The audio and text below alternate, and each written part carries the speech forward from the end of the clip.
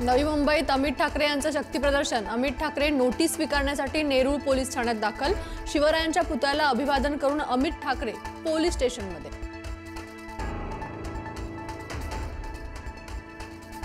Pankaja मुंडेंचे PA अनंत गर्जे यांच्या पत्नीची आत्महत्या। आत्महत्या नाही तर हत्या असल्याचा नातेवाईकांचा आरोप। आत्महत्येस प्रवृत्त केल्याप्रकरणी सासरच्या मंडळींवर गुन्हा दाखल।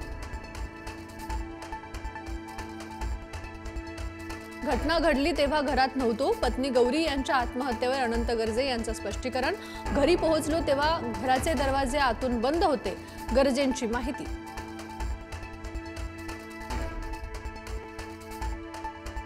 डॉक्टर गौरी गर्जे यांनी आत्महत्या केली असं वाटत नाही। अंजली दमानी यांनी व्यक्त केला संशय।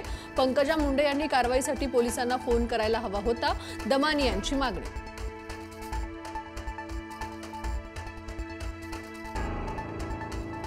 अजित पवारांपाठोपाठ चंद्रशेखर बावनकुळेंचीही मतदारांना दमदाटी। माझ्याकडे पट्टे देण्यासाठी महसूल मंत्री म्हणून पेन आहे। पट्टे पाहिजेत तर भाजपाला मत द्या, बावनकुळेंचं विधान।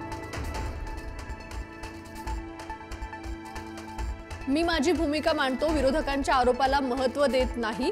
निधीबाबत केलेल्या वक्तव्यावर उपमुख्यमंत्री अजित पवार ठाम।